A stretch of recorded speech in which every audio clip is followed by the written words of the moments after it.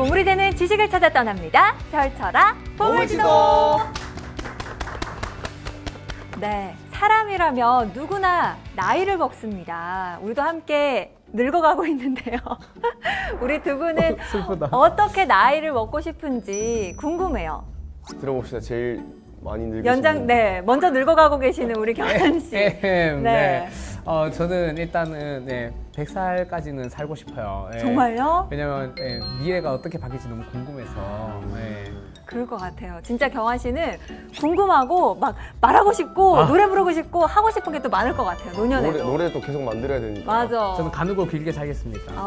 최장수 가수로 또 활약해 주시기를 우리 또 기대할게요. 할 수 있습니다. 화이팅! 인욱 씨는요? 저는 좀 약간 고급스럽게. 고급스럽게? 고급스럽게 맛있게. 맛있게. 그건 어떻게 나이에 들고 거죠? 재밌게 살면서 나이 먹는 이런 느낌. 재밌게. 재밌게 살고 싶다. 그러니까요. 각자 어떻게 나이가 들고 싶은지 꿈꾸는 노년도 있으실 것 같은데요. 오늘 모실 이분은 어떤 답을 해주실지도 궁금합니다. 선장님 바로 모셔볼게요. 선장님 나와주세요.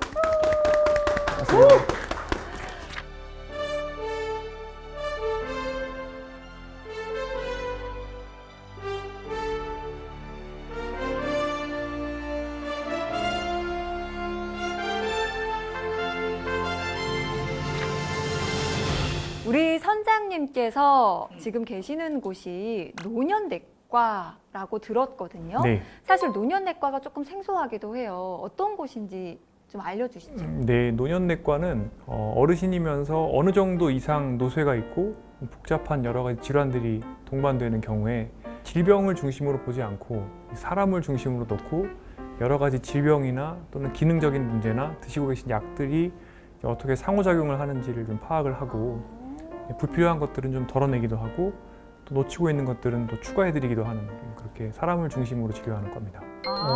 그러면 이제 무조건 뭐 65세 이상이라고 해서 가는 곳이 노년내과는 아니고 나이가 그것보다 어리더라도 저희라고 하더라도 저도 갈 수 이 있나요? 안에는 노인과 똑같다 하면 가도 되는 곳이네요. 아직 안 오셔도 되고요. 참 많은 분들이 특히 이제 SNS에서 저한테 그렇게 질문을 하세요. 굵고 짧게 사는 게 좋은지 가늘고 길게 사는 게 좋은지. 그런데 취향 아닌가? 취향이라고 볼 수도 있는데 사실 그 말은 모순이에요. 왜 그러냐면 이제는 현대의학이 너무 발달해서 여기 계신 세 분 저 포함해서 이제 대부분이 한 100세 정도까지는 사신다고 보셔야 됩니다. 너무 길다. 예. 지루한데요. 지루하지 않을 겁니다. 그리고 지루하지 않아요. 이게 사실은 뭐 저희 병원도 그렇고 정말 이제 의료 서비스가 좋아졌고요. 지금 태어나는 여성 기준으로 기대 수명이 92세 정도가 됩니다. 이미. 또 하나가 사람이 나이가 들면 들수록 동년배에서 이미 돌아가신 분들이 사실은 평균 수명 계산에 포함이 되기 때문에 그 말인즉슨 지금 살아있는 분들의 수명은 사실은 점점 내가 나이가 들수록 조금씩 늘어납니다. 그래서 기대 수명을 65세 시점에 계산해 보면 그 분들이 0세일 때 기대되는 것보다 오히려 수명이 좀 더 길어지는 효과가 있죠. 이제 그러다 보니까 이제 100년 정도는 살아야 된다라고 계산을 해놓고 우리가 또 준비를 해야 됩니다. 그런데 굵고 짧게라는 개념이 젊어서 바짝 즐기고 그러고 나서 빨리 죽겠다 약간 이런 개념이잖아요. 근데 사실은 사람의 즐거움이라는 게 좀 팔자소관입니다. 이게 무슨 얘기냐면 제가 경험할 수 있는 어떤 즐거움의 정도를 제 팔자가 정해놓은 것보다 현격하게 더 많이 즐기는 어렵습니다. 그거는 제 도파민 시스템, 제 뇌의 어떤 즐거움을 주는 시스템이 정해져 있는 정도거든요. 그래서 더 즐거운 거를 계속해도 어차피 제가 가지고 있는 도파민 시스템이 계속 다운이 됩니다. 계속 내려가요. 계속 역시를 그렇죠. 건드릴 역치가 수가 더 없다는 올라가는 거죠. 거죠. 네. 그러다 보니까 뭐 술을 더 먹고 또는 마약을 더 한다 해서 어차피 제 팔자에 있는 굵기가 더 두꺼워지는 않아요. 그럼 난 30살까지가 도파민이 끝인데 100살까지 살면 나머지 70살을 왜 없이 지루해질 수도 있다는 그래서 말인가요? 무슨 얘기냐면 더 즐거운 방향으로 삶을 살게 되면 결국에는 그게 노화 속도를 빠르게 만드는 생활 습관이랑 관련이 있고 그 말은 어차피 내가 즐길 수 있는 정도는 가늘고 길게 살겠다고 마음을 먹으나 또는 굵고 짧게 살겠다고 마음을 먹으나 똑같아요.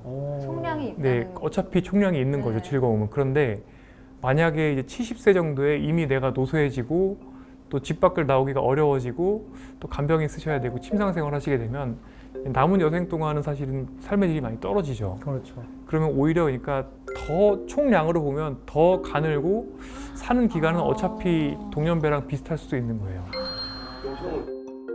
네, 그래서 오늘 제 목표가 시청자분들께서 노년에 대해서 가지고 있는 생각 자체를 좀 바꿔드리고 정말 어떻게 하면 행복하고 즐겁게 하고 싶은 거 다 하고 굵고 길게 사는 방법을 제가 알려드릴 겁니다. 정말 중요한 내용입니다, 오늘. 정말 와. 정말.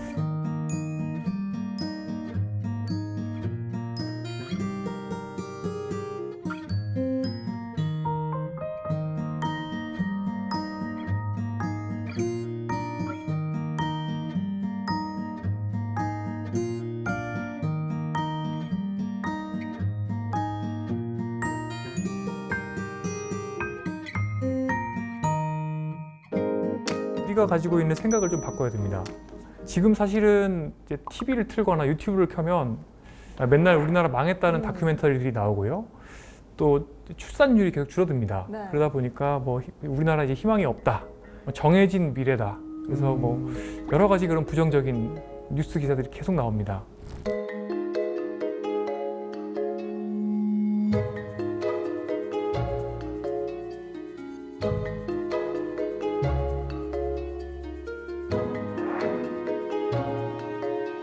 저는 이렇게 말씀하시는 것에 물론 일부는 공감을 하고 당연히 지금 현재 우리나라의 출산율이 낮은 것은 사실이지만 네.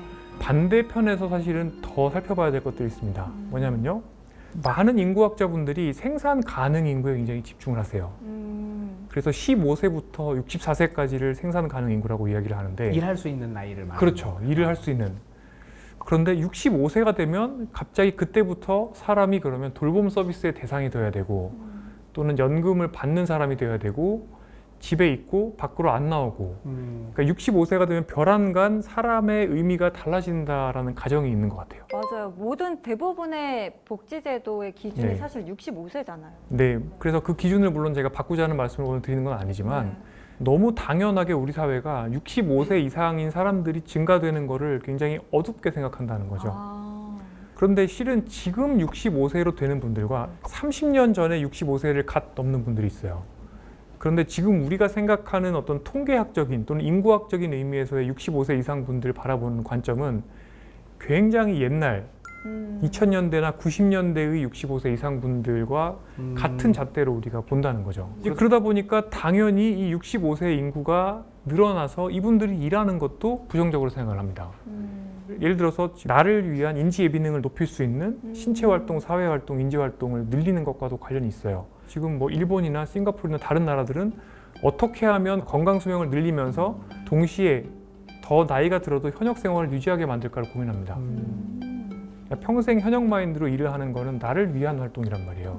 그런데 우리나라에서는 오히려 노년기에 일을 한다고 하면 그건 그냥 노년 빈곤이다 이렇게 얘기를 해버리고 당연히 응당 노년기에는 사회가 정해놓은 그 모습을 따르는 것이 너무 당연하다고 생각을 하는 거죠.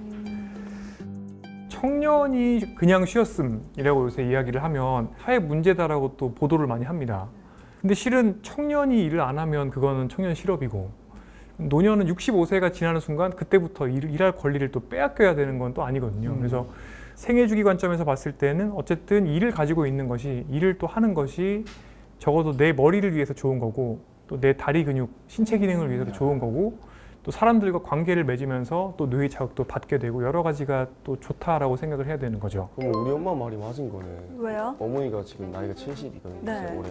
집에 있으면 아프대. 나 지금 쉬라고 하거든요. 집에 있으면 몸 아프다. 움직여야 난 돼. 일해야 된다. 이래. 일리 있는 맞는 말이네요. 말이에요. 근데 실제로 되게 가만히 있는 게 제일 안 좋고 정말 그게 종교 활동이 될 수도 있고 봉사 활동이 될 수도 있는데 자꾸 밖으로 나오셔야 되는 겁니다.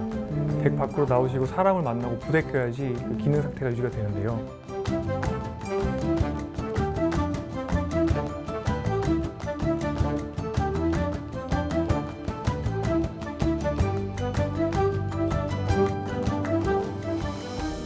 그래서 생각을 좀 바꿔야 된다고 저는 이제 얘기를 많이 하고요. 실은 한 나라의 사람들의 노화 궤적은 결국에 개개인들이 어떻게 나이 드느냐가 결정을 하는 거죠. 물론 이것을 이제 인구 집단 면에서 국가적으로 시스템을 바꿔서 사람들이 더 건강하게 나이 들게 만드는 나라들도 있습니다. 대표적으로 이제 일본인데요. 네. 어떻게 보면 우리는 일본만 공부해도 사실은 맞아요. 중간은 갑니다. 왜냐하면 일본이 뭐 한 15년에서 20년 빨리 우리나라보다 나이 들었기 때문에.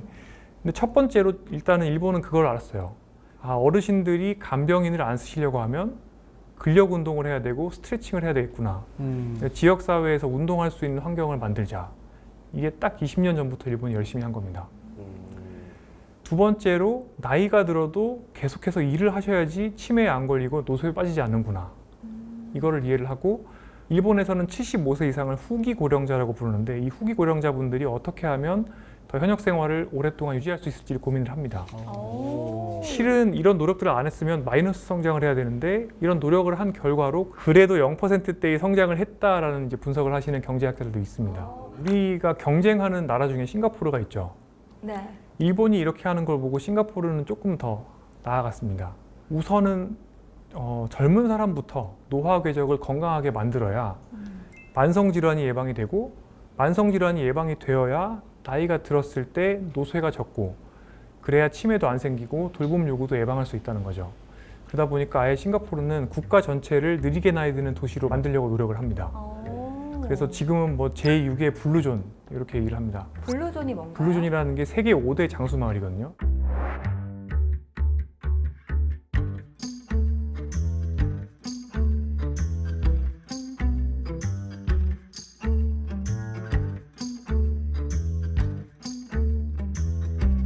백세인들이 많은 지역들을 살펴보니까 공통적인 생활 습관들이 있다는 거죠. 이 공통적인 생활 습관 중에 65라는 숫자가 없어요. 평생 즐겁게 젊었을 때나 나이 들었을 때나 똑같은 신체 활동, 인지 활동, 사회 활동을 합니다. 또 하나가 젊었을 때 약간 소식하는 문화가 있어요. 그리고 사람들과 즐겁게 모여서 음식을 맛있게 먹고 또 신체 활동을 평생 동안 최대한 액티브하게 하려는 그런 문화가 있습니다. 그래서 이 내재 역량, 사람의 노화의 궤적에 대한 새로운 시각이 필요합니다. 전문 운동가들이 80대, 30대의 신체 기능보다 좋을 수 있는 시대가 됐어요. 그 말인즉슨 우리가 당연히 옛날부터 알고 있었던 그냥 30대 중반 이후부터는 뭐 눈도 침침해지고 신체 기능도 점점 떨어지고 인지 기능도 떨어져서 정말 70대가 되면은 아픈 노년을 보내야 되는 이런 것들을 과거에 우리가 노년에 대해서 가지고 있던 생각이라고 한다면 앞으로는 나의 내재 역량, 그러니까 나의 성능을 계속해서 개발시킬 수 있는 방식으로 나이 드는 것이 대세가 될 수 있다는 겁니다. 근데 실제로 사람의 노화 속도는 소프트웨어입니다. 소프트웨어적으로 빨라질 수도 있고 느려질 수도 있고 조정이 가능하다. 네, 여기 계시는 분들도 다 노화 시계가 지금 몇 배속으로 가고 있을지는 알기는 어려운데 그게 1배속이 아니고 2배속일 수도 있고 0.5배속일 수도 있어요.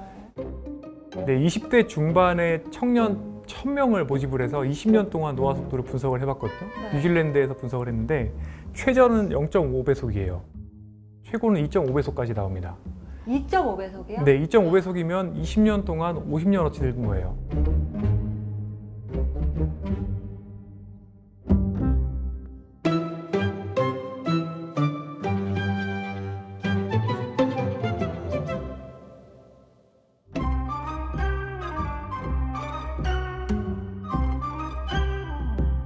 다양한 결국에는 삶의 요소들이 노화 속도를 결정하는데요. 생활 습관들이 있군요. 그렇죠. 생활 습관들이 결정하는데 이 노화 속도가 빠른 분은 제가 쉽게 말씀드려서 동년배보다 IQ가 더 떨어지고요. 그다음에 여러 가지 관절 가동 범위라든지 네. 근력이나 이런 것들도 더 떨어져요. 빨리 고장나고. 그리고 얼굴도 조금 더 나이 들어 보이게 되고요. 그런데 이게 젊었을 때는 티가 잘 안 납니다. 네. 근데 보통 왜 40대가 되면 본인의 얼굴을 책임져야 된다는 얘기 많이 하잖아요. 맞아요.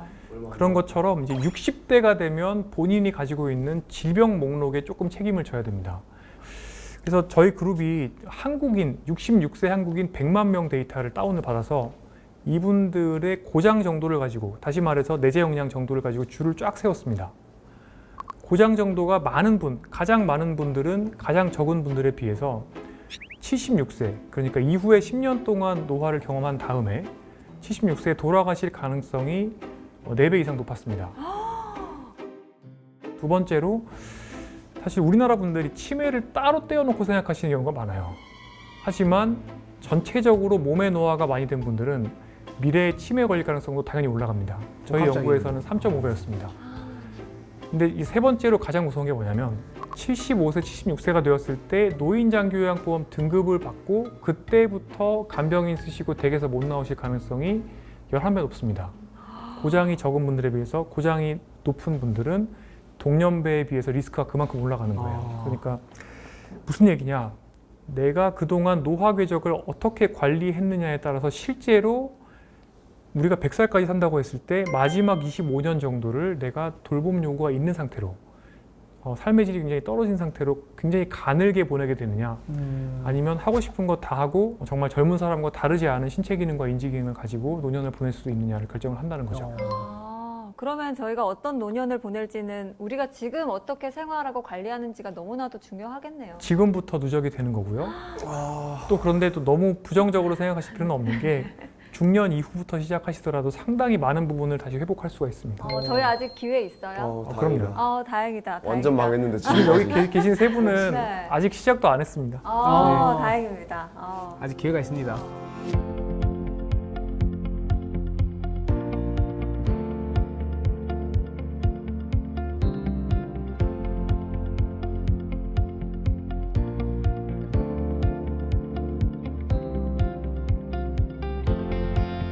노화 속도와 어떤 게 그런 관련이 있느냐 굉장히 궁금하실 궁금해 겁니다. 죽겠어요. 네. 근데 이 그림이 사실 노화 속도에 뭐랄까 얼기설기 얽혀 있음을 그림이 이제 복잡합니다. 보여주는 건데요. 네. 굉장히 복잡하죠. 제가 노란색으로 표현한 것들이 지금까지 사람 연구를 통해서 노화 속도 또는 기대 수명에 뚜렷한 영향을 준다라는 것이 확실히 알려진 것들입니다. 먹는 거 굉장히 중요하죠. 먹는 거. 그 다음에 신체 활동 중요하죠. 그 다음에 잠 얼마나 잘 자느냐. 네. 그 다음에 스트레스. 이 스트레스와 연관되는 내가 생각하는 삶의 자세.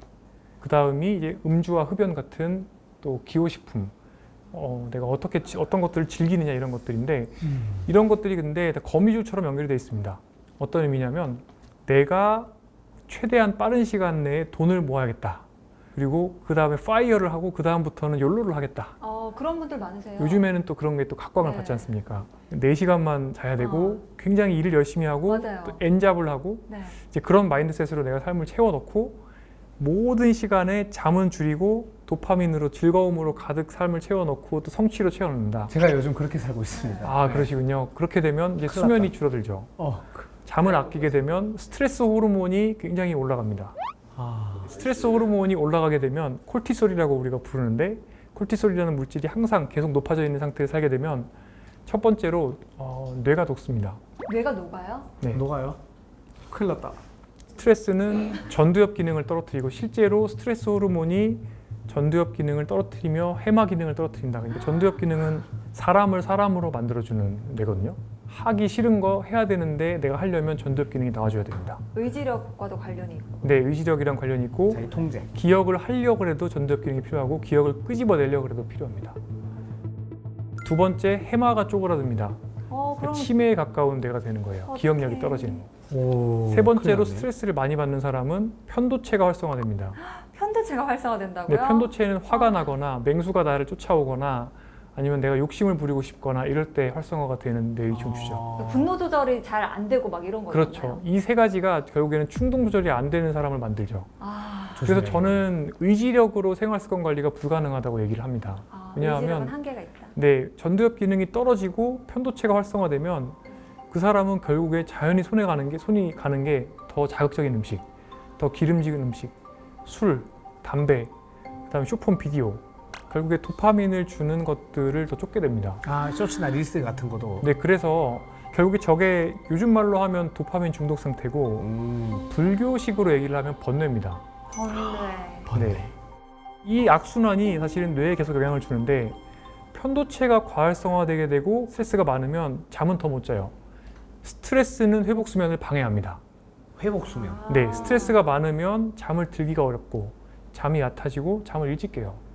그러면 다음 날 스트레스 호르몬은 더 올라가죠. 악순환이네요. 그러면은 나는 자제력은 더 떨어지고 컴포트 푸드라고 얘기를 하죠. 맛있는 음식들, 달고 짜고 기름진 것들 이런 것들 찾을 가능성이 또 올라가죠. 지금 사실 방송 보고 계시는 분들 가운데 내 하루를 이야기하시네? 하는 분들이 분명 많으실 거거든요. 지금 찔린 사람 여기도 막 있어요. 지금. 예. 아니 근데 궁금한 게 있습니다. 네. 사실 그 술 좋아하시는 분들은 그런 생각 한단 말이에요. 네. 그러니까 술을 먹지 않고 매일 스트레스 받기. 네. 매일 소주 한 병씩 먹고 스트레스 전혀 안 받기. 이거 둘 중에 선택을 하라면 뭐가 더 몸에 좋아요? 안타깝게도 매일 소주 한 병을 꾸준하게 드신다고 하면 그분의 몸에는 굉장히 스트레스 호르몬이 많이 증가되게 됩니다. 그러니까 그 오히려? 기본으로 느끼는 스트레스가 아니고 몸에서 신체적인 거라는 거죠. 네, 그래서 저희 아버지에게 꼭 전해줘야겠습니다. 나도 네. 우리 아버지가 매일 일병 하거든요. 우리가 좋아하는 여러 자극들, 도파민을 빠르게 쉽게 주는 것들은 대부분 도파민들.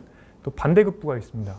콜라 한 잔을 원샷하면 혈당이 쭉 올랐다가 그 다음 혈당이 다시 떨어지는데 떨어질 때는 저혈당이 생겨요. 네. 저혈당이 생기면서 스트레스를 또 받거든 사람이. 마찬가지로 어떤 쇼폼이나 또는 마약이나 이런 즐거운 거를 내가 인위적으로 하게 되면 처음에는 도파민이 쭉 올라갑니다.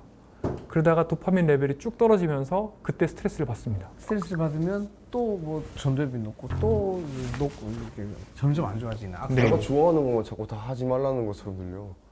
맞아요. 콜라도 못 먹고 네. 술도 못 먹고 아. 쇼츠도 못 보고. 그러면은 넌 뭐하고 오늘 살아? 이야기를 토대로 해서 나는 술을 안 먹으면 스트레스를 너무 받기 때문에 오히려 그게 몸에 안 좋아 라고 말하는 분이 계시면 오늘 우리 선장님 말씀을 전하면 되겠네요. 네, 실은 그게 모순된 이야기고 아, 오히려 술을 드시기 때문에 스트레스를 더 많이 받는 사람일 수가 있고 술이 사실은 술을 마시고 주무시게 되면 회복 수면이 전혀 되지 않아요. 뇌가 원래 자면서 회복이 돼야 되는데 음주 상태로 특히 술 취해 있는 상태로 혈중 알코올 농도가 높은 상태로 수면을 취하게 되면 거의 뇌가 회복이 되지 않기 때문에 빠르게 또 치매나 이런 인지기능 저하가 진행이 될 수가 있죠.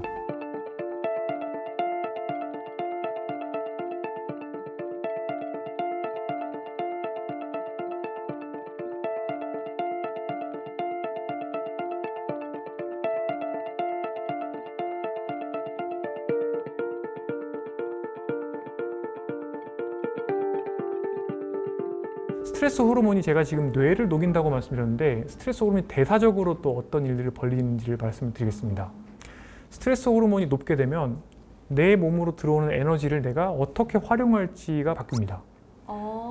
적당한 스트레스 호르몬 대비 굉장히 높은 스트레스 상황에서는 내 몸으로 들어오는 에너지가 근육이나 간의 건강한 형태로 저장되기가 어렵고 안 좋은 지방에 저장될 가능성이 높아집니다. 어디예요? 복부 지방, 두 번째가 지방간, 세 번째는 근육에 있는 마블링, 근내 지방이죠.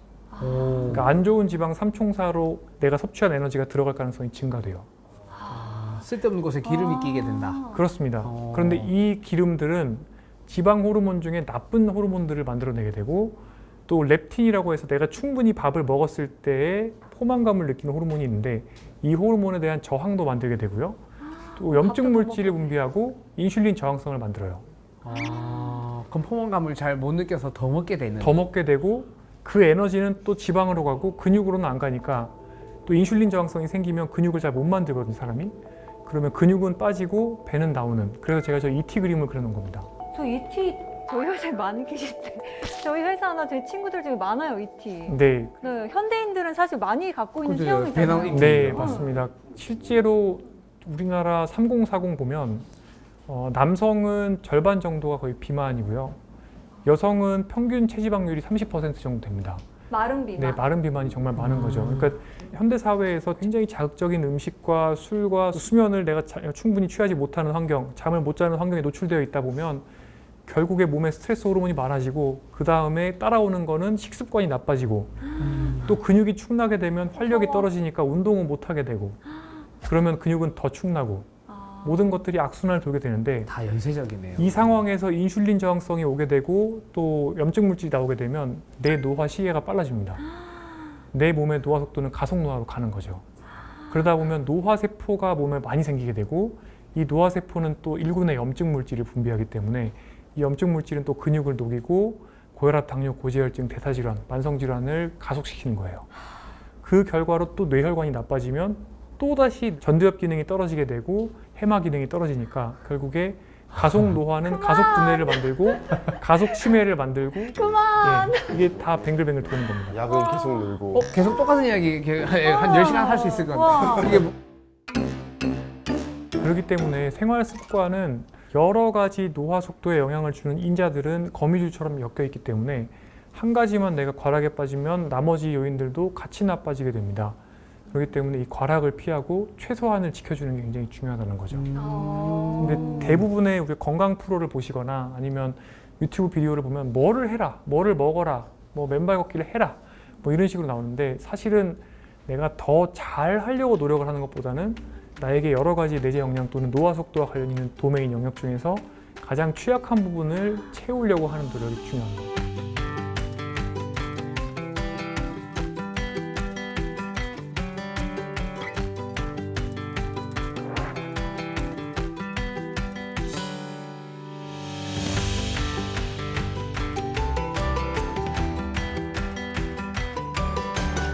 그래서 다시 정리를 해드리면 지금 우리가 알고 있는 과학자들이 알고 있는 수명이나 또는 노화 속도와 확실히 관련이 있다라는 것들은 너무 뻔한 것들입니다.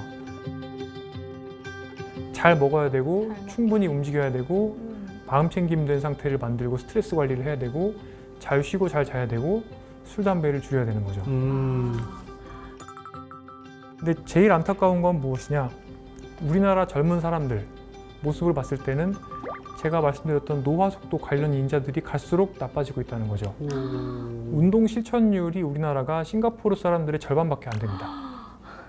근력 운동 실천율은 전 세계 최저 수준이고요. 운동 좀 하세요, 여러분. 네. 식사도 끊임없이 뭐 더 자극적인 음식들이 나오죠. 경쟁적으로 나오고요. 디지털 미디어 중독은 뭐 이미 어제 오늘 이야기가 아닙니다. 또 스트레스는 사실 우리나라 사람들 OECD 최고 수준의 우울감을 받고 있죠. 네, 결국에 우리나라는 굉장히 빨리 그동안 경제 성장을 했고 네.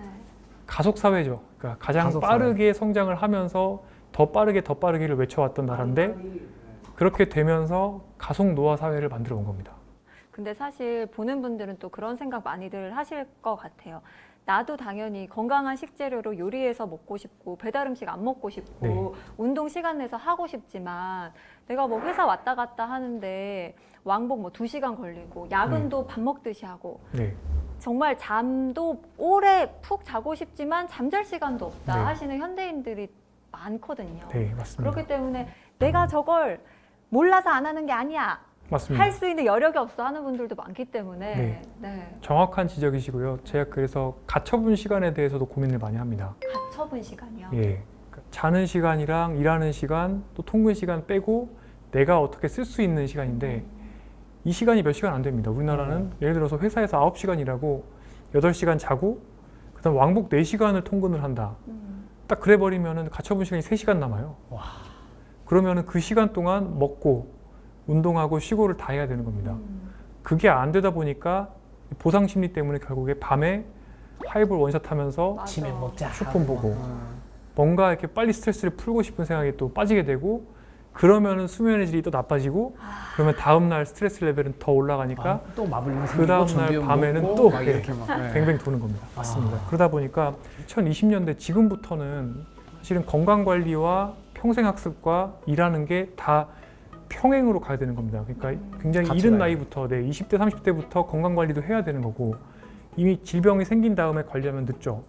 일찍부터 건강 관리를 해야 되고 또 일도 평생 내가 액티브하게 사회에 참여한다는 마인드셋을 가지고 파이어에 너무 집착할 게 아니라 오히려 더 길게 어떻게 하면 오랫동안 더 내가 일을 할 수 있나에 대해서 고민을 해야 되고 그 와중에 휴식과 자기돌봄도 같이 있어야 되는 거죠.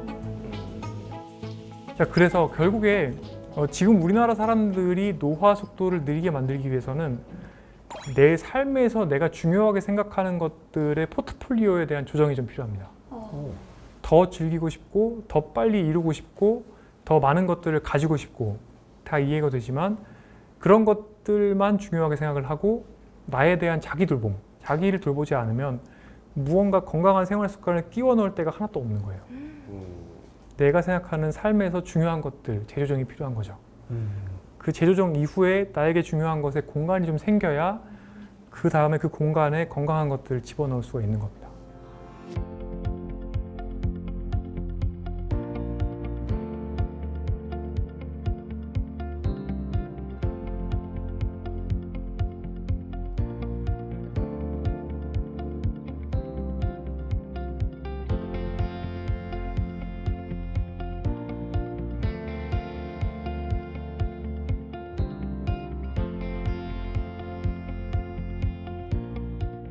우리나라의 중년 또는 장년층 분들이 놓치고 있는 것들 몇 가지만 좀 간략하게 설명을 드리고 지나가도록 하겠습니다. 좋아요. 네. 중요한 거.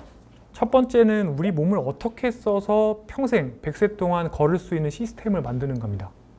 제일 모르시는 게 걷기만 하면 충분하다라고 생각하는 분들이 너무 많다는 거예요. 많은 분들이 그렇게 생각하시던데요. 네. 나는 하루에 10,000보씩 걸어 이렇게 하시면서. 네. 걷기는 실은 운동이라고 안 칩니다. 걷기는 신체 활동이라고 별로 말씀을 드리지 않고 정신 활동이라고 말씀드립니다. 오. 걷기가 너무너무 효과가 좋은 게 첫 번째 치매 예방 효과가 있고요. 오. 뇌의 회복을 돕는 BDNF라고 하는 물질이 걸으면 나옵니다. 뇌세포 보호하는 데 도움이 되는 거죠. 두 번째로 걷기는 항우울제의 효과도 있습니다. 오. 의사들이 가지고 있는 거의 가장 강력한 항우울제보다 성능이 좀 더 좋습니다. 우와. 세 번째로 불안도 마찬가지로 항불안제의 효과가 있고요. 실제로 스트레스 호르몬 레벨을 낮추는 효과도 있습니다. 그리고 또 많이 걷는 건 굉장히 좋은 생활 습관입니다. 근데 많이 걷기를 하시되 추가로 내가 100살까지 걷겠다라는 생각이 있으시면 해주셔야 되는 게 따로 있습니다. 뭔가요? 지금 그림에서 보이는 4가지 운동을 다 하셔야 돼요.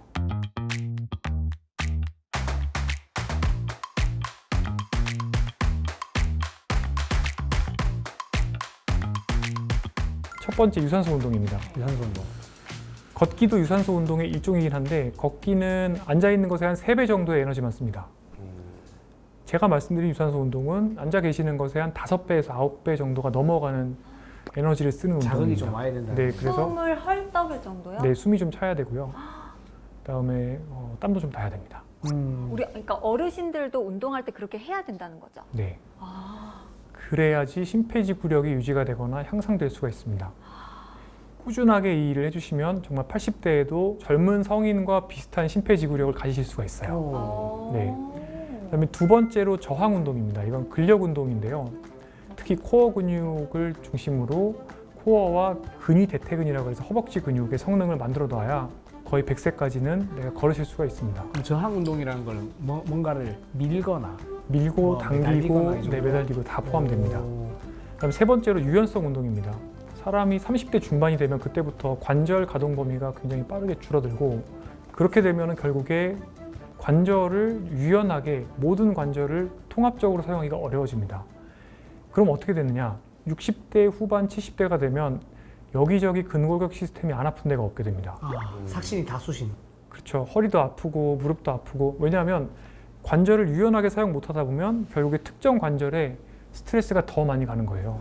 이제 그러다 보면 그렇지. 거기에서 이제 근력 운동까지 안 되어 있다 보면 예를 들어서 무릎 주위 근육이 취약하고 그 상황에서 무릎을 잘못 사용하는 상태로 맨발 걷기만 엄청 한다. 이제 그럼 결국에는 무릎을 갈아 끼워야 되는 사태가 빨리 오는 거죠. 그다음 마지막으로 균형 협응 운동이 있는데 밸런스 운동이에요. 태극권을 하거나 요가를 하거나 발레를 하거나 태극권도 된다고요? 네, 태극권도 굉장히 중요한 오. 균형 협응 운동인데 여러 근육과 관절을 내가 역시나 통합적이고 또 율동적으로 활용할 수 있게 균등하게 활용할 수 있게 해주는 거고요. 이 균형 협응 운동을 하게 되면 치매가 예방되고 또 노쇠가 예방되고 낙상이 예방됩니다. 그러면 진짜 이렇게 해보는 것도 다 네, 도움이 되나요? 굉장히 도움이 되죠. 요 4가지 운동을 다 해주셔야 사실은 80대 후반이 되어도 휠체어 타고 저한테 오시지 않고 그냥 본인 버스 타고 오셔서 본인 다리로 걸어서 제 진료실에 들어올 수가 있죠. 정말 자극적인데 네, 네. 확 와닿네요. 그래서 요 4가지 운동을 반드시 다 하셔야 되고 요 운동을 배워주셔야 됩니다. 전문가한테. 배워야 돼요? 네. 혼자 하면 안 돼요? 제가 좀 좋아하지 않는 질문이 뭐냐면 운동 동영상 충분히 보여달라고 하시는 분들이 있어요. 네. 그 다음에 어떤 운동 하는지 찍어달라고 하시는 분들이 있는데 그게 불가능합니다. 왜냐하면 사람마다 해야 되는 운동이 달라요. 그분들의 취약성과 또는 과발달된 어떤 시스템에 따라서 그러니까 예를 들어서 저 같은 경우는 대퇴의 앞면이 굉장히 발달해 있고 둔근이 취약합니다. 제가 해야 그러시구나. 되는 운동과 또 반대인 사람들의 운동이 달라져야 되고요. 운동 자세도 조금씩 달라져야 되고 예를 들어 저 같은 경우는 이제 러닝을 너무 좋아하기 때문에 반대로 관절 가동 범위도 취약하고 또 근력은 예를 들어서 둔근이나 코어는 좀 취약합니다. 그러면 요가 다니실 생각이 있으십니까? 그래서 저 같은 경우는 필라테스를 따로 또 해주는 식으로 보충 운동을 해주거나 꽈락을 막기 위해서. 네, 또 운동 선생님들을 만나러 다닙니다. 근데 이렇게 해줘야 되는데 보통은 본인이 잘 하는 방식으로 해석을 해서 유튜브를 보고 따라하세요. 유튜브 보시고 그냥 운동하시는 걸 추천드리지는 않고 선생님을 만나서 피드백을 받으면서 운동을 하시는 게 좋다라고 말씀드리죠. 그래도 조금 돈을 써야겠네요. 운동할 때 돈을 쓰시라. 네, 그래서 제 핵심 메시지 중에 하나는 이제 영양제 살 돈으로 운동을 배우시라. 오. 운동에 시간 쓰는 거는 자기 돌봄 활동이다라고 생각을 하시고 투자를 하셔야 되는 겁니다.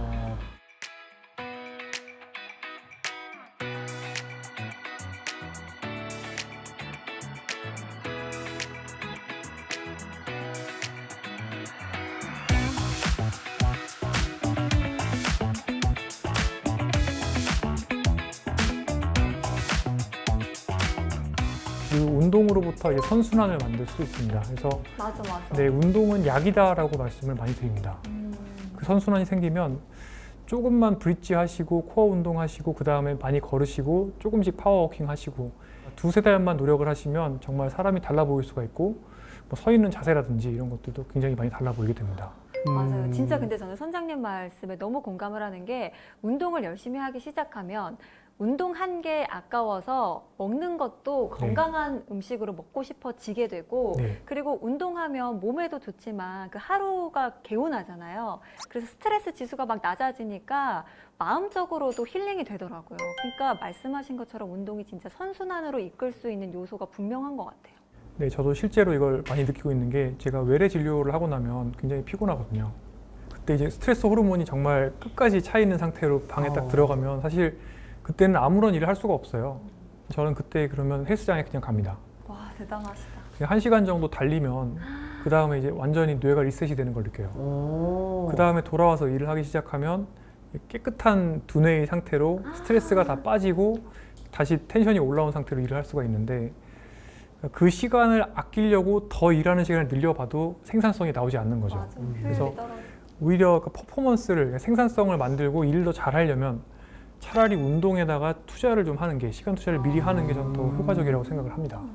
시간 아까워서 운동을 못 한다고 하지만 시간 좀 들여서 하면 시간을 더 아낄 수 있는 효과가 정말. 생깁니다. 네, 그렇습니다.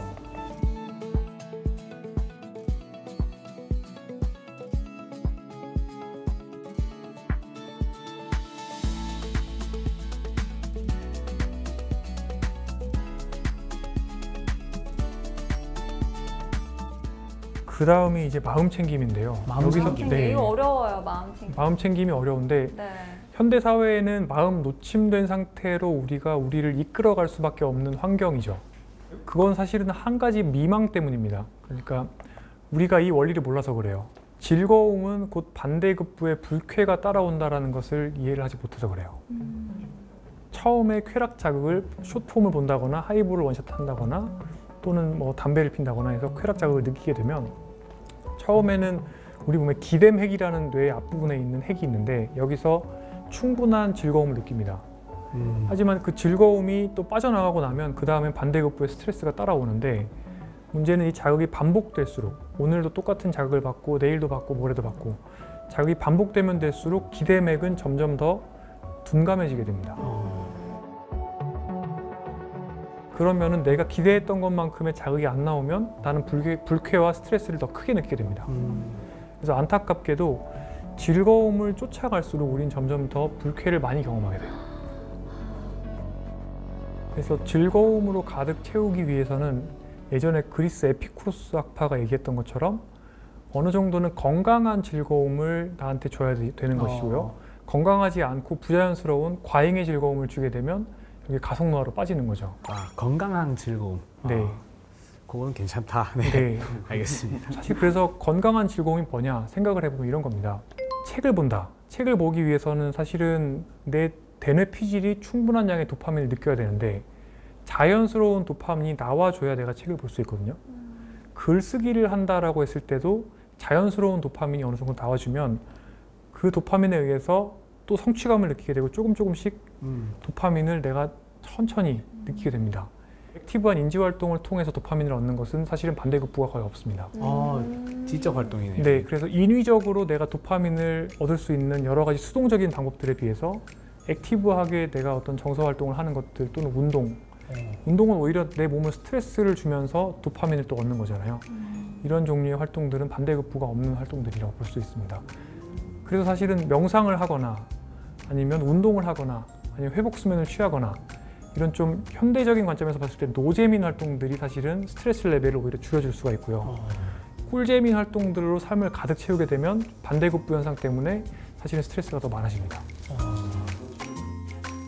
실제로 스트레스 호르몬은 앞서 말씀드린 것처럼 뇌 건강에 안 좋기도 하고요. 한편으로는 그 자체가 가속 노화를 만듭니다.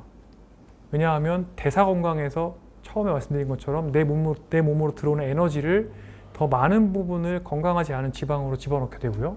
마블링 생기고. 네, 마블링도 생기고 지방간도 생기고요.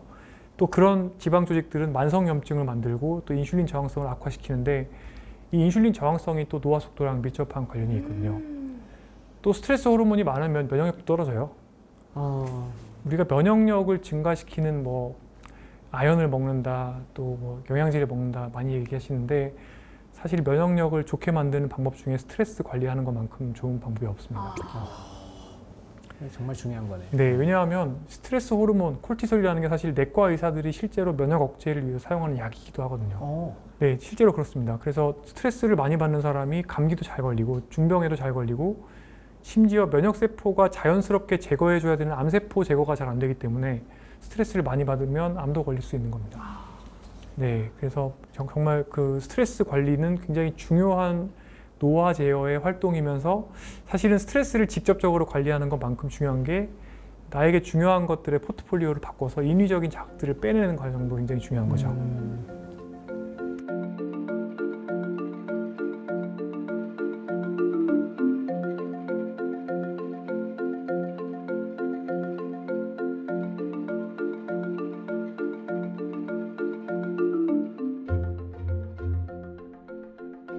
인간의 원리 중에 수면과 관련된 또 하나 굉장히 애꿎은 원리가 하나 있습니다. 뭐냐면 잠과 스트레스는 서로 악순환을 만든다고 제가 말씀드렸잖아요. 스트레스를 받으면 못 자고 못 자면 스트레스가 심해지고요. 근데 스트레스를 받건 못 자건 간에 결국에 이 두 가지 중에 하나만 나빠지면 나의 음식 취향이 바뀌어요. 더 먹고 싶고 더 해롭게 먹고 싶고 더 먹으면서 즐기고 싶고 스트레스 풀고 싶어지고 그 결과로 노화 속도가 빨라지고 대사적인 노화가 진행이 돼요. 대사적인 노화가 진행이 되면 또 내 머릿속에서는 아밀로이드 베타라는 뇌 독소 단백질이 더 빨리 쌓이게 되고 또 수면의 질이 떨어져요. 왜냐하면 인슐린이 많이 분비가 되게 되면 사람 몸은 붓게 되고 그러면 밤에 코 골게 되고 수면의 질이 떨어지니까 아밀로이드 베타 제거는 안 되게 되고요. 그러면 치매는 더 빨리 오게 되고 악순환이 되는 거죠. 맞네. 네. 그래서 정말 잠이 얼마나 중요하냐면 하룻밤을 꼬박 샌 사람은 대략 소주 한 병 원샷 한 거 정도의 인지 기능을 가지게 되고요. 그래서 미국에서는 24시간 이상 전공의들이 병원에서 근무를 할 수가 없습니다. 불법입니다. 왜냐하면 밤샌 사람은 사람의 생사를 결정하는 의사결정을 할 능력이 없다고 보는 겁니다. 또 하나 되게 애꿎은 것은 뭐냐면 하루에 1시간만 잠을 줄여요. 이것을 2주 동안 연속을 하게 되면 똑같이 소주 한 병 원샷 한 거 정도가 됩니다. 잠을 줄여서 내가 일을 더 열심히 하겠다, 공부를 더 잘하겠다, 불가능합니다. 소주 한 병 원샷한 상태에서 공부를 하면 그게 뇌에 들어갈 리가 없죠. 효율이 확 떨어지겠네요. 엄청 떨어지고요. 잠은 초반부에는 우리 몸이 회복이 됩니다. 성장 호르몬이 나오게 되고 근력 운동을 한 다음에 그게 내 거가 되는 게 초반부의 깊은 잠이에요. 후반부에는 꿈을 많이 꾸게 되는데 이 꿈을 꿀 때는 뇌가 씻어져 나갑니다. 뇌가 씻겨 나가고 그때 아밀로이드 베타라는 뇌 독이 제거가 됩니다. 그래서 초반부의 깊은 잠과 후반부의 꿈꾸는 잠을 다 같이 잘 자야 돼요. 그렇기 때문에 술 먹고 자거나 또는 수면제 많이 먹고 자거나 이런 것들은 굉장히 안 좋고요. 수면의 구조가 깨지게 되거든요. 잠을 또 억지로 줄여서 새벽 잠을 막 자꾸 안 잔다. 그러면 꿈꾸는 수면들이 줄어들게 되니까 더 이제 치매로 빨리 가는 거죠. 그러면 잘 자려면 또 어떻게 해야 되는지 궁금하실 텐데요. 네. 이게 또 아이러니합니다. 잘 자려면 일단 전날 잘 잤어야 됩니다. 그래야 스트레스가 적잖아요. 또 그래서 교감신경이 가라앉아 있고 마음 챙김 든 상태가 되어 있어야 잘 잠이 들고 깊게 자고 오래 잡니다. 결국에 선순환을 만들기 위해서 노력을 해줘야 되는 거고요. 그럼 선순환을 만들려면 어떻게 해야 되느냐? 잘 먹어야죠. 건강하게 먹어야지 붓기가 먹긴 잘 적고 먹는데요? 네, 그러면 안마 커튼이 없어서 그런가? 그렇죠. 그 잘 먹는다는 게 건강하게 잘 드셔야 됩니다. 혈당 변동성을 만들지 않고 인슐린 분비를 줄이는 방식으로 식사하셔야 되고 그냥 잘 먹는 것 같아요. 네. 그냥 잘 먹어. 많은 양을 먹는 게 아니라 네. 그러니까 내 몸에 좋게 잘 먹어야 건강하게. 되고 건강하게 그다음에 잘 먹기. 충분히 운동을 많이 해줘야 됩니다. 그래야 몸이 피곤하기 때문에 잘 자게 되고 또 스트레스 관리를 평소에 잘 해주셔야지 잘 잘 수가 있습니다. 그래서 모든 생활 습관이 선순환이 있으며 그 한가운데에는 잠과 스트레스가 굉장히 중요하다는 것을 이해를 하셔야 되고 그런데 또 하나가 스트레스는 결국에 쾌락과 같은 거라는 거. 현대 사회에서 우리가 쫓아가는 즐거움이 결국엔 스트레스라는 걸 이해하시는 게 이런 생활 습관을 만드는 데 있어서 굉장히 중요합니다. 그럼 궁금한 게 있습니다. 네. 운동도 중요하고 수면도 중요하잖아요. 그러면 선장님이라면 네. 매일 4시간씩 자고 운동도 매일 하기. 네. 운동 하나도 안 하고 매일 8시간씩 숙면 취하기. 이 중에 하나를 고르신다면 뭘 고르시겠어요? 잠부터 챙겨야 됩니다. 아, 잠을 줄여서 운동을 하게 되면 네. 그 운동이 이제 과 트레이닝, 오버 트레이닝이라고 해서 오히려 그 회복이 되지 않고 데미지만 쌓여서 사실은 근육이나 이런 또 근육이나 근골격 시스템에 손상만 줄 수가 있습니다. 그래서 잠이 더 중요하네. 네, 잠이 중요하다. 잠 아끼면서 운동하는 것은 금기입니다. 다행이다. 잠은 아끼지 마십시오, 여러분. 많이 자야지.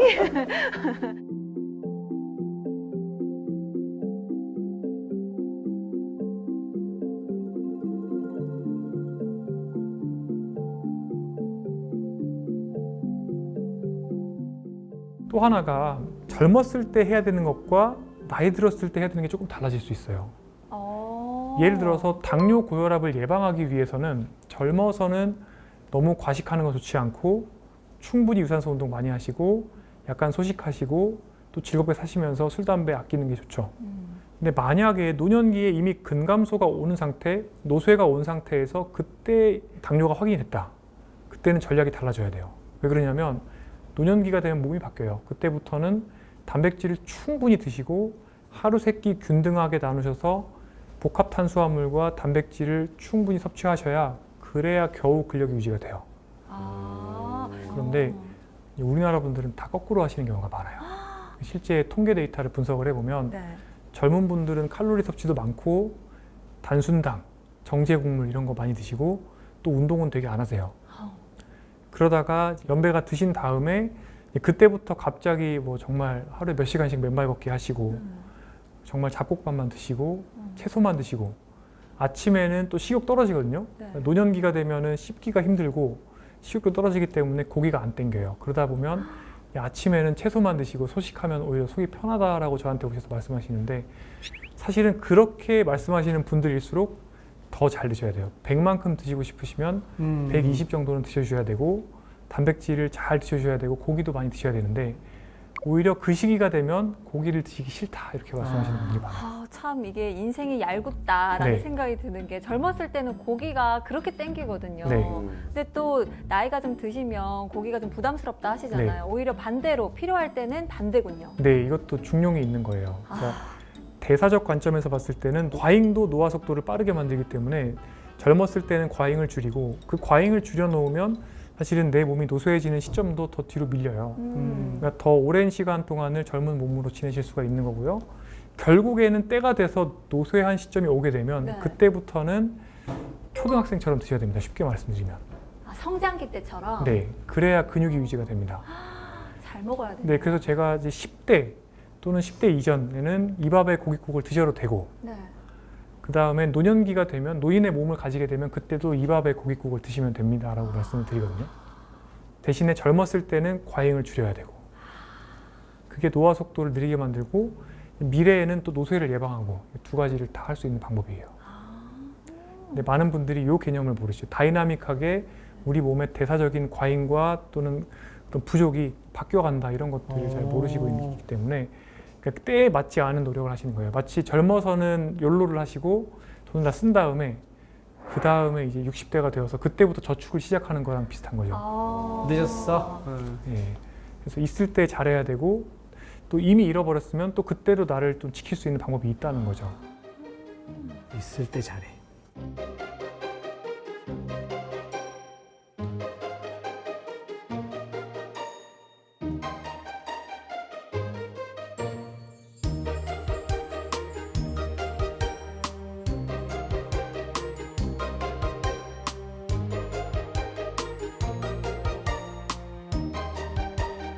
저 사실 뭐 건강 이런 쪽에 관련된 거라서 부모님 때문에 좀 열심히 들으려고 했는데 또 살짝 궁금한 게 있는데 아까 뭐 병원이 뭐 1차 뭐 어쩌고 했었잖아요.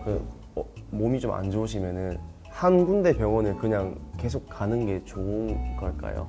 그게 원래는 1차 의료 선생님이 계시다고 하면 단골 의사 선생님한테 가는 게 맞습니다. 그런데 지금 우리나라는 실질적으로 1차 진료를 수행하는 의사가 전체 개원의의 30% 정도나 그 이하인 것으로 통계가 잡혀 있습니다. 그러니까 한마디로 1차 의료 시스템 또는 주치 시스템이 없는 나라이기 때문에 현실적으로는 질병 중심으로 병원 진료를 받으셔야 되고 그럼에도 불구하고 지역사회에서 확보를 하실 수 있다면 또는 접근하실 수 있다고 하면 단골 의사 선생님, 나를 알고 있는 의사 선생님을 한 분 두는 게 좋습니다. 오늘 전반적으로 느리게 나이 먹는 법에 대해서 우리 선장님이 알려주셨는데요. 그렇다면 오늘 강의 한마디로 정의를 해보자면요. 한마디로 정의하면 중용이 있습니다. 중용. 네. 과잉이 있는 시기에는 그 과잉을 줄여야 되고 결핍이 생기는 시기에는 그 결핍을 줄여야 되고요. 그리고 운동을 하건 일을 하건 밸런스를 찾아야 되는 거죠. 오늘 제가 말씀드렸던 내용들을 다 종합을 하면 중용이라는 딱 한 단어가 남을 겁니다.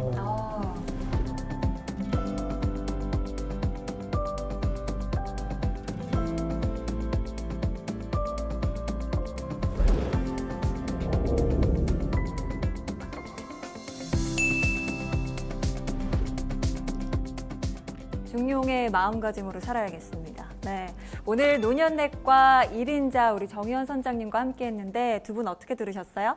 노년내과 자체를 오늘 처음 들어서 엄청 생소했는데 사실 우리나라도 그렇지만 고령화되고 있는 사회에서 앞으로 계속 더 수요가 늘어날 것 같아요. 그래서 사실 오늘 우리 선장님이 시청자분들 그리고 뭐 저희 가족한테도 너무 유용한 지식이어서 저는 한 번 더 돌려보게 할 것 같고 우리 가족한테도 보라고 강조를 하고 싶을 정도로 오늘 엄청난 내용이지 않았나 싶습니다. 오늘 노년을 바라보는 시각 자체도 조금 더 긍정적으로 바뀐 것 같고 여러모로 감사합니다. 네, 머리로는 알지만 마음으로는 잘 깨닫지 못하는 게 있습니다. 바로 건강의 중요성인데요.